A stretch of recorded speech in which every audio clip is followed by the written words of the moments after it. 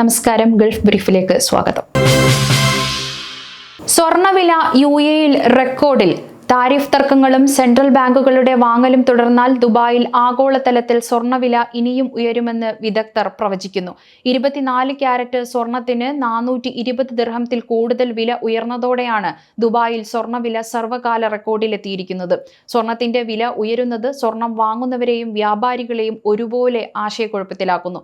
വാങ്ങണോ, വിൽക്കണോ, അതോ നിക്ഷേപം നടത്തണോ എന്നാണ് പലരും ചിന്തിക്കുന്നത്. UAE-യിലെ വേനൽ ചൂടിന് ആശ്വാസം നൽകിക്കൊണ്ട് മഴയെത്തുമെന്ന് നാഷണൽ സെന്റർ ഓഫ് മെറ്റീരിയോളജി അറിയിച്ചു. സെപ്റ്റംബർ 5 വെള്ളിയാഴ്ച വരെ രാജ്യത്തിന്റെ പല ഭാഗങ്ങളിലും മഴ, ഇടിമിന്നൽ, ശക്തമായ കാറ്റ്, ഒപ്പം ആലിപ്പഴം എന്നിവയ്ക്ക് സാധ്യതയുള്ളതായും വ്യക്തമാക്കി. തെക്കൻ മേഖലയിൽ നിന്നും UAE-യിലേക്ക് നീങ്ങുന്ന ന്യൂനമർദ്ദങ്ങളാണ് ഈ ഒരു കാലാവസ്ഥാ മാറ്റത്തിന് കാരണം.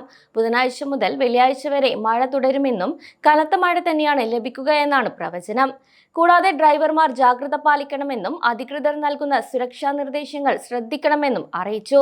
കാലാവസ്ഥാ വ്യതിയാനത്തെക്കുറിച്ച് കൂടുതൽ അറിയാൻ NCM-ന്റെ വെബ്സൈറ്റും സന്ദർശിക്കാം.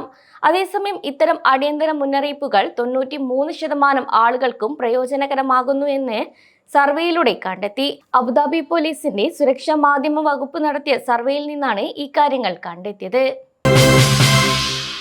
സെപ്റ്റംബർ 2025 UAE-യിലെ ഇന്ധനവില പുതുക്കി നിശ്ചയിച്ചു. സൂപ്പർ 98 പെട്രോളിന് ലിറ്ററിന് 2.70 ദിർഹമായും സ്പെഷ്യൽ 95 പെട്രോളിന് ലിറ്ററിന് 2.58 ദിർഹമായും E+ പെട്രോളിന് ലിറ്ററിന് 2.51 ദിർഹമും നൽകണം.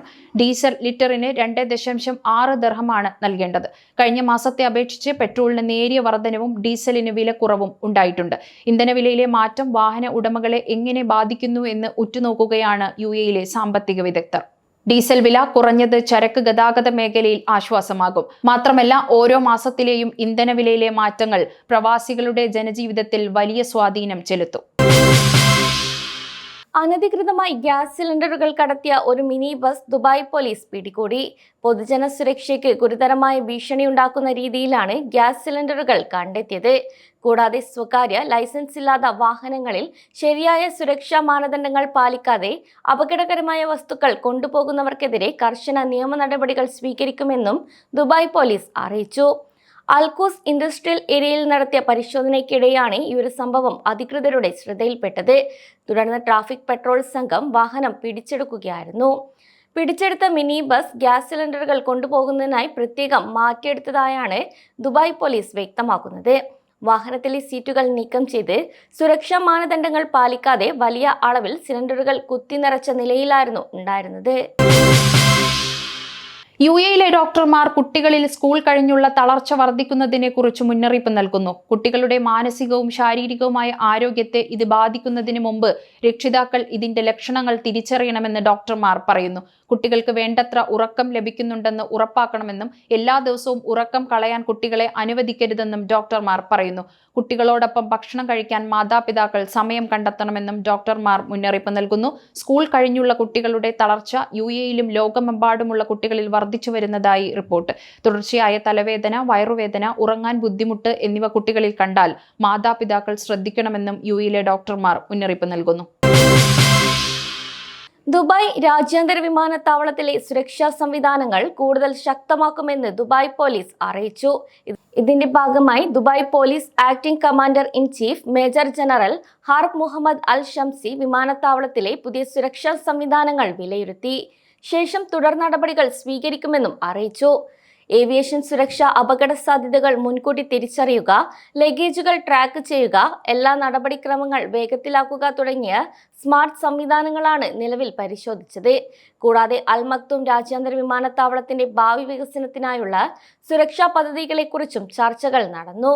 കൂടാതെ ഈ ഒരു പദ്ധതികൾ വഴി ലോകോത്തര നിലവാരത്തിലുള്ള സാങ്കേതിക വിദ്യകൾ ഉപയോഗിച്ച് ദുബായിയെ ഏറ്റവും സുരക്ഷിതവും കാര്യക്ഷമവുമായ വിമാനത്താവളമാക്കി നിലനിർത്തുക എന്നതാണ് ലക്ഷ്യമിടുന്നത്.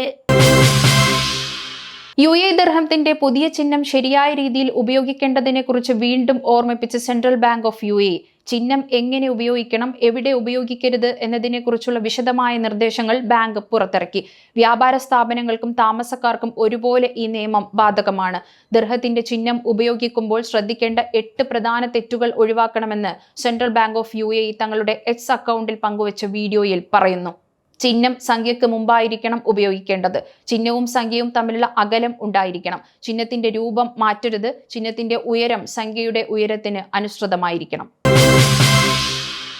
UAE, Qatar, Saudi Arabia, Kuwait, Bahrain, Oman തുടങ്ങിയ GCC രാജ്യങ്ങളിലെ ഏകീകൃത ഗതാഗത നിയമലംഘന സംവിധാനം ഉടൻ പ്രാബല്യത്തിൽ.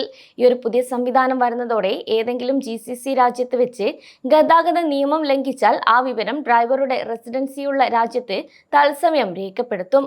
കൂടാതെ ഇത് സ്വദേശികൾക്കും പ്രവാസികൾക്കും ഒരുപോലെ ബാധകമാണ്.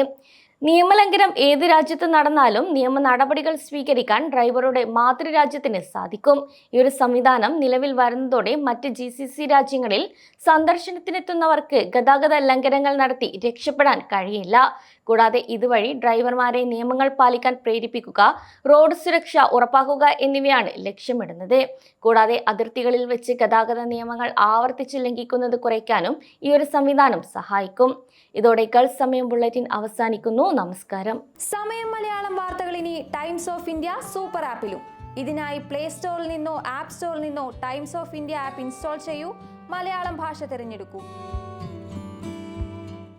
വാർത്തകൾ ആസ്വദിക്കാം. എല്ലാം ഇനി സമയത്തിൽ.